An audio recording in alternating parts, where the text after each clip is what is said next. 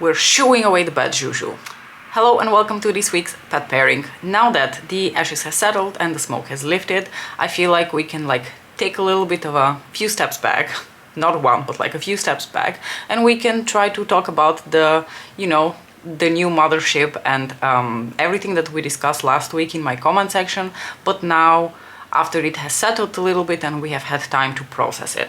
I'm going to start doing my makeup. I've actually taken the day off today, so I'm not really in a hurry, but I would like to go to the city and have a little bit of, relaxing times there. So I'm also not going to take too long with this video. But I wanted to come back and, continue the discussion a little bit, because I think where we left it off last week was still a very emotional state of affairs, and I think a lot of you were also quite emotional, and I know for myself that sometimes I have this primitive emotional response to things, and after a few days, after after everything has had time to find its place in my brain, and after I've had time to think about it, the emotions have made place for a little bit more of a reasoning thought process. It's not that I've changed my mind, but I just see things from a bit more of a neutral perspective. So I figured we can maybe talk a little bit about that. I forgot to mention that I took my Inglot eyeshadow keeper to apply at my base, and now I'm going to take the Auric Glow Last, pretty much all the steps that I always do for my base makeup recently, which is why it's not very exciting. But the first thing that I wanted to start with is to once again reassure everyone that my pet videos and my pet pairing series isn't going anywhere. Did I for a split second consider quitting YouTube, quitting the series and just fuck all of it, I'm out? Yes, I'm only human, I'm an emotional being. Sometimes, like I said, I need a minute to respond with my head, but after everything had settled, am I going to stop loving my Pat McGrath makeup? I'm taking the Dior Backstage Concealer into N now. I'm not going to stop loving my Pat McGrath makeup. Am I going to stop loving Pat herself? Absolutely not. I still stick to my guns that she's all the things that I've said in previous videos. Pat, the woman, for me is still untouchable. When it comes to the brand, obviously things have changed. The second thing I wanted to say before I forget it is I am not going to purchase Mothership 11 Sunlit Seduction on release day with express shipping, as I have done in the past few years. Look at that, all of that makeup stress has actually resulted in me getting this monstrosity here on my forehead that I actually need to cover up a little bit. Anyway, I'm not buying Sunlit Seduction on release day for many reasons. First and foremost, because I'm still not convinced that I want to own this mothership. I'm very conflicted about, on the one hand, I love and enjoy all of my motherships. I've never been disappointed by a mothership. On the other hand, I think, well, this color story so isn't for me. I'm going to take the Skin Correct Concealer in one, and also from Dior. But for now, mainly I'm not going to do it for pragmatic reasons, because I'm going on holiday leaving August 11th, and they are launching it on August 2nd. And I can tell you for a fact, I do not trust their express shipping, that I will get the palette before August 11th. And obviously I don't want to deal with the complications coming from me not being at home when the palette arrives. So I would rather just wait it out. So either way, I don't have to, agonize over it until the end of August when I come back from holiday. In the meantime, I will have had plenty of opportunity to see reviews of the palettes. I'm especially curious what Alicia is going to say about it, because I love Alicia. I think she's just the epitome of a classy lady when she approaches her reviews. She can be critical, but at the same time she can maintain this poise when she talks about things and maintain a very respectful tone. I'm not saying that I cannot maintain a respectful tone, but I think I get a little bit more caught up in my emotions, and that's probably one of the reasons I got blocked, okay? Because I have a big mouth and I can't shut up. So I respect the way that she approaches her reviews, even when she's critical, so I'm very curious what she has to say about this palette. I'm also going to take the Dior Backstage powder as per usual in the past couple of weeks, if not months, because I'm just trying to pan both of these products, the powder and the foundation. As you can see, there is quite an indentation in here, and I really love how the products work together, so why change, a winning team?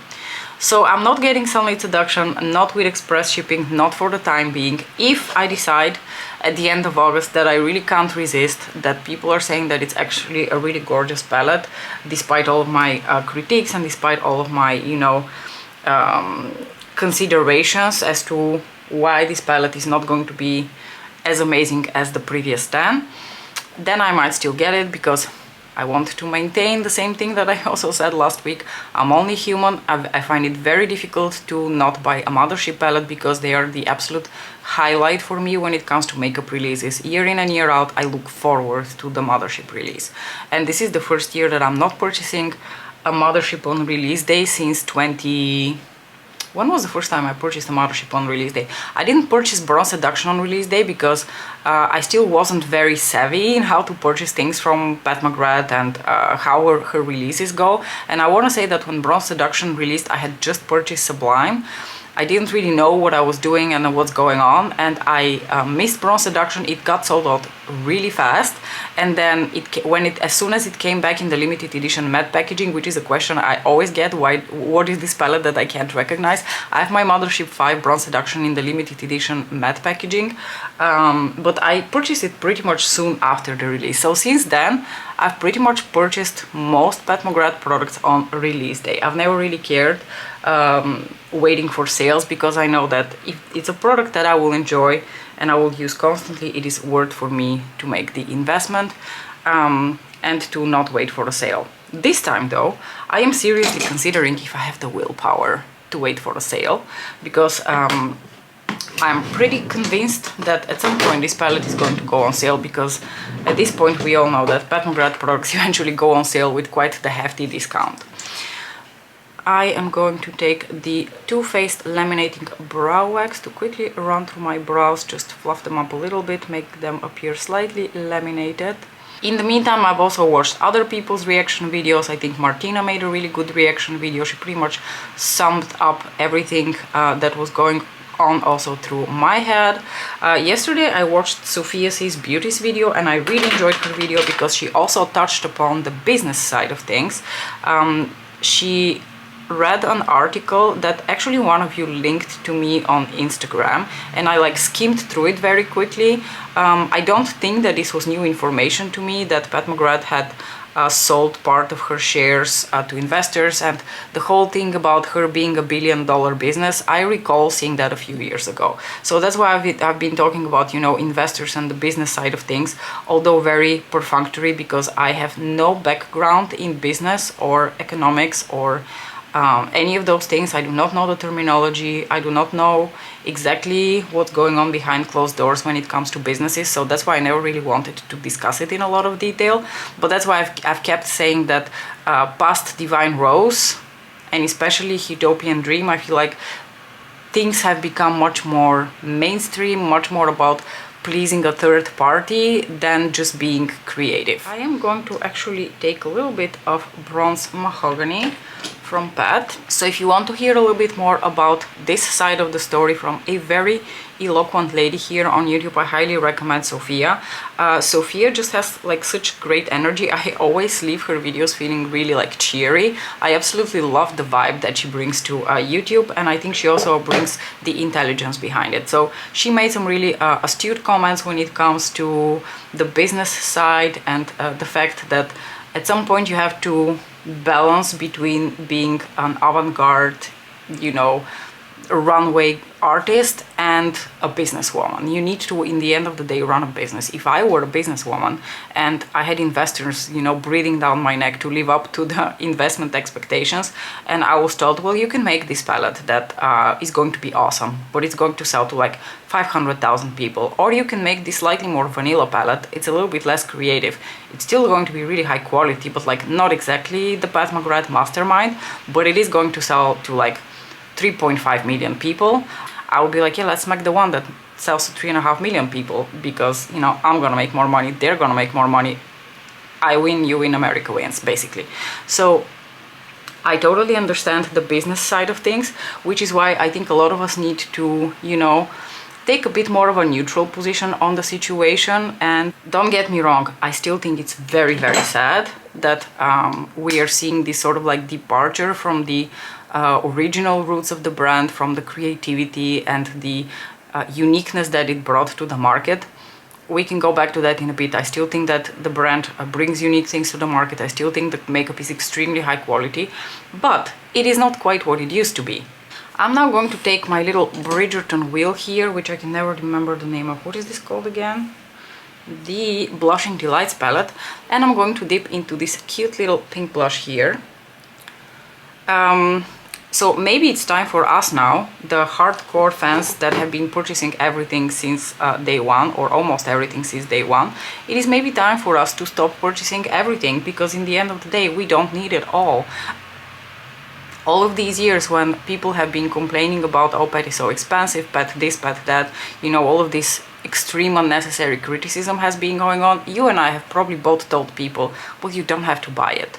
And maybe it's time to tell ourselves, you don't have to buy it. If this is not the palette for you, you don't have to buy it. It will be a lot of other people's palette. It will be a lot of other people's first Pat McGrath palette. Be happy for them. You don't have to buy it, or at least you don't have to buy it on release day. So it's time for us to break the habit and accept, I think that's probably the most difficult for all of us here, to accept the fact that Pat McGrath Labs, you know, has grown, has evolved as a brand, as a person, as an artist, as a businesswoman, and we don't have to purchase it all. I'm sure they will still come up with excellent high quality products, and in the future we are probably going to purchase some of them. And I know it is very hard to skip a mothership palette, especially if you're someone who's been collecting them, but you know, in the end of the day, you don't have to collect them, you don't have to have them all. They're not Pokemons, you know, you don't need to catch them all. I'm going to take the Divine Rose highlighter because I think it makes such a perfect pairing with that pink shade from the Blushing Delights palette. And something that I wanted to go back to, because again, in the height of emotions, I said something and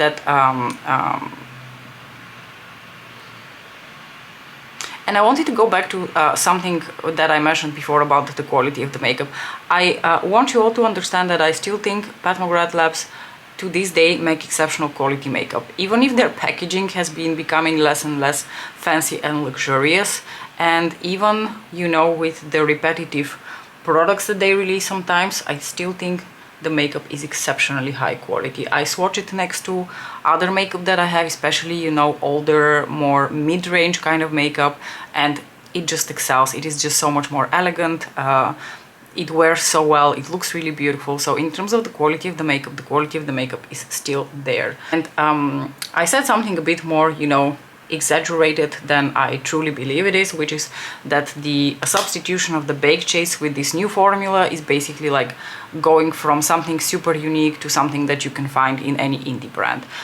You know, if you've been around my channel, that I would have been the first one to argue with you if you told me that Pat McGrath eyeshadows are comparable to indie eyeshadows, because I don't think they are. I think Pat McGrath's eyeshadow quality is still a lot higher than indie eyeshadows. But what I wanted to make a point with the special eyeshadows, like the 4 baked eyeshadows, and the fact that they're being substituted with this non-baked formula is, and I mentioned that in the comment that one of you made underneath that video. I'm going to spritz my sponge with Fix Plus now to set my face makeup.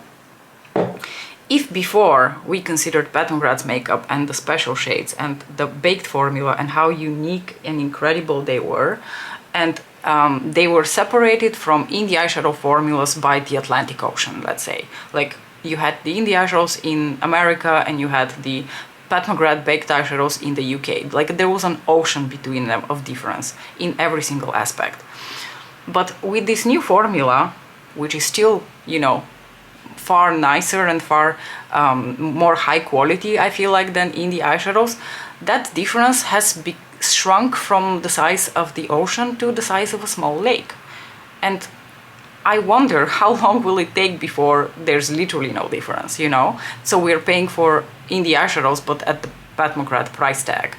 I just wanted to clarify that in case someone thought that I'm comparing truly indie eyeshadows to Pat McGrath's eyeshadow formula. I'm not. I was just exaggerating a little bit to make a point. I'm going to be mixing 3 motherships today. We're going to do Moonlit, Seduction, Huetopian Dream, and a touch of Decadence. I'm going to start with Moonlit Seduction. I'm going to go into this terracotta shade here. I actually think this is a really beautiful matte shade. It has much more like a almost cooler leaning terracotta tones to it. I don't know how to describe it. It's a very interesting shade.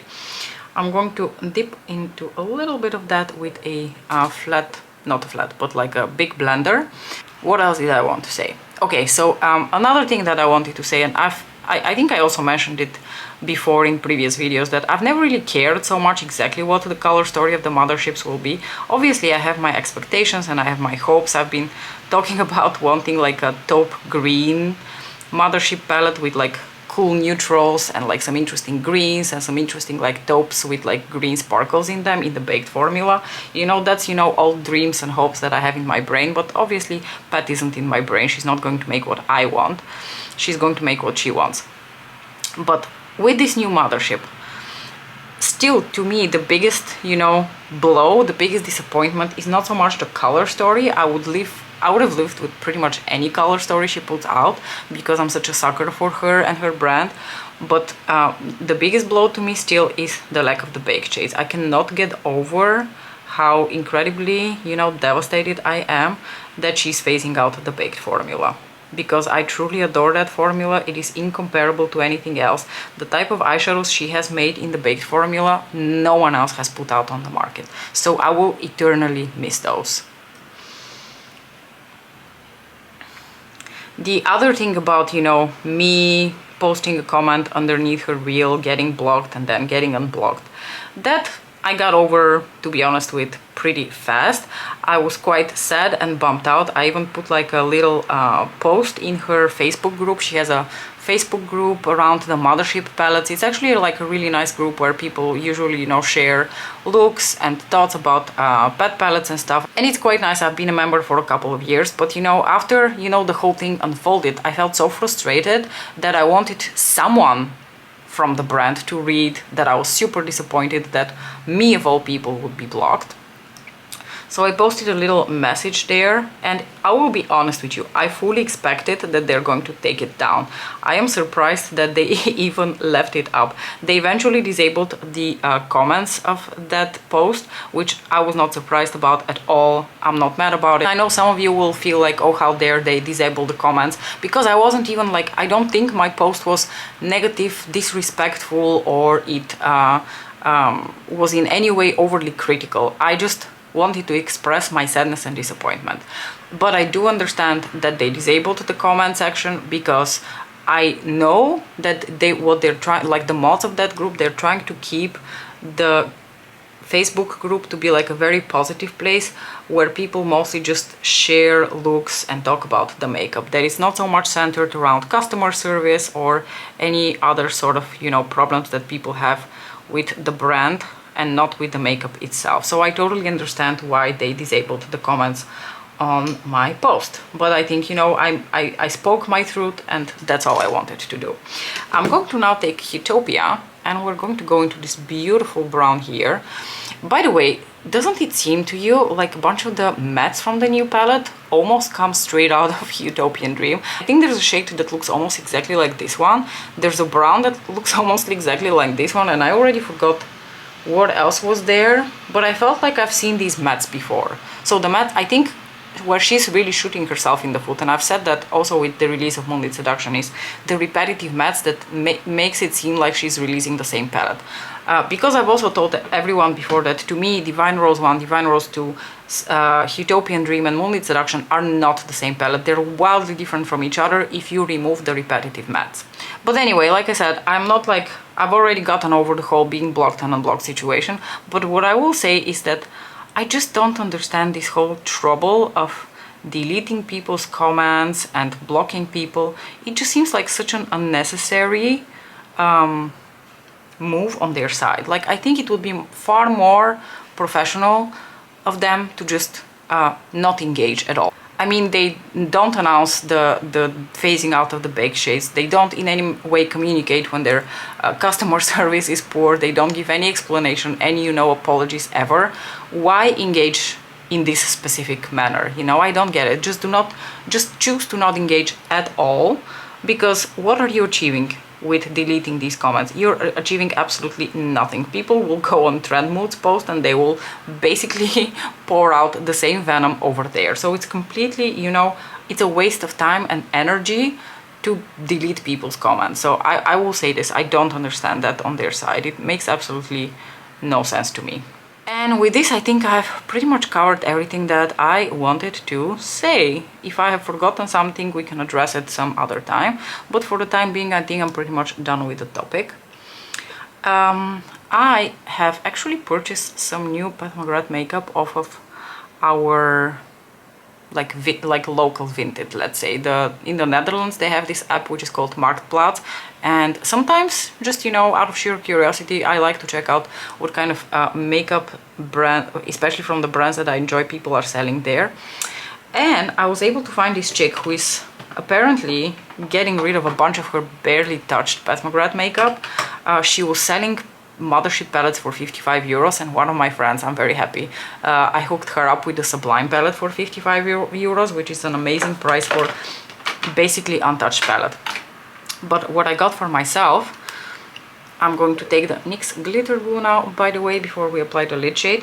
What I got for myself is 2 of the liquid eyeshadows. I have decided that I want to try the liquid eyeshadows from Lisa Eldridge, but I'm waiting for a restock because a lot of the colors that I want are currently sold out. I'm mainly interested in interesting, shifty, sparkly neutrals when it comes to these liquid eyeshadows. And this chick was selling Platinum Bronze and Luna Rose for 10 euros each. So basically I was able to buy both of them, pay for shipping, and still pay less than I would have for one single one of these eyeshadows on Pat's website. So I'm pretty happy. They should be coming in today. I'm going, by the way, back into Moonlit Seduction and taking this beautiful, like sort of like cooler toned rose champagne type shade to apply all over my lid. So I'm very excited to try these. When they arrive, we're definitely going to do a little video. And I have also purchased 2 more items yesterday evening. The local Sephora, it's called Douglas here, was having a 25% off sale. And I bought the Armani Luminous Silk Blush in the shade 10, which Martina cannot shut up about. She's been talking about these Armani Luminous Silk Blushes for a couple of months now, and she finally, you know, drilled it into my head so bad that I had to go and try one of them, especially the shade 10, because that's the shade she's been raving about. And I also purchased one of the little YSL Clutch eyeshadow quads, because I did swatch these when I was in Sephora in Sofia. They felt absolutely amazing, and what is more exciting, they feel like some sort of like a new beast in terms of their formula and textures. They felt like creams that are like cream to powder type of formula, and like the toppery shades were really sparkly and just like a whole beast, like a whole new beast altogether, because the eyeshadows are, they're not in metal pans. That's very curious. They're not, I don't think they're baked like the baked shades from Pat, which are also baked into the pan, but they're also not like, you know, just regular eyeshadows pressed into a metal pan. So I don't know what they are, and that intrigues me hugely. Now I'm going to go back into Huetopian Dream and taking my beloved Astral Pink Orchid. Is it Astral Pink Orchid? No, I'm inventing that. Astral Venusian Orchid, and I'm going to apply that over top of this pink shade from Moonlit Seduction to just give a tiny bit of a green duochrome to the look. And you probably think that I purchased the most popular color, the Stora Dose, the Taupe Cool Toned palette, and trust me, that was my initial instinct, but I kept looking at that palette and thinking, I have soft cashmere, can it really get better than soft cashmere? It felt like really repetitive, and it's not like the other quad that I chose isn't super repetitive, but at least it's something different from soft cashmere. So I chose the shade, what is it called? Casaba Spices. It's like a camely, warm brown, neutral champagne kind of color story. I can't wait to get it. I think that's coming tomorrow. Alright, and last but not least, for the absolute most interesting final finishing touch to this look, I'm going to take the shade Sinful from Decadence, because I want to play up a little bit on that green duochrome in Venusian, Astral Venusian Orchid, and I want to apply this shade here in my inner corners. I'm starting to think that I may have done something similar before. I'm sorry guys, with like so many videos in this series, it's really hard to keep track of looks that I may or may not have done already. It's possible that I've done something similar. If I have, I'm very sorry. But here we are. And I actually really like how these shades are playing together. The addition of Sinful really brought this whole look home. I love it. Okay, on my lower lash line, I'm just going to go back and apply the brown or the terracotta. I'm going to apply the terracotta, and then if I feel like I want to build it up a little bit more intense depth here towards the outer corners, I will apply a little bit of the deep brown from Huetopia as well, like we did on the upper lid. But for now, let's just apply the terracotta and see where we stand.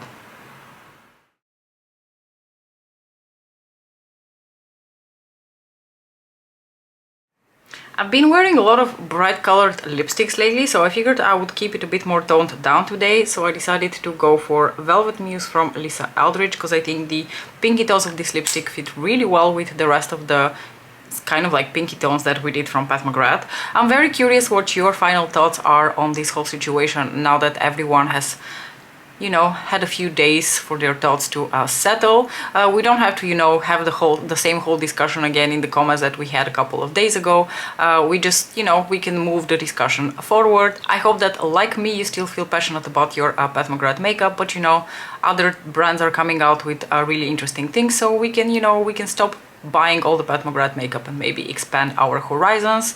I feel like, for one, the luxury brands have really been killing it lately with creating very interesting textures and coming up with like new and interesting ways to keep our attention, like these new YSL clutches, the Guerlain Baked Quad. So there's definitely other things to be excited about, but I totally get your disappointment, okay? I understand, and I'm so happy that you also understand. Oh yeah, and I didn't really touch upon that, but like the whole unfortunate situation evolved to a point where I also became the topic of a Reddit thread, and obviously I know that if I'm here doing this, there is like no avoiding people talking about me, but you know, because of how small my channel is and how niche, so far I don't think I've attracted a lot of attention, and I would really far prefer it if it remained that way, because the Reddit thread, like, first of all, it's like really weird to read about yourself and like read opinions about yourself expressed by strangers, and second of all, unfortunately, someone posted my Instagram story, and that Instagram story was taken so out of context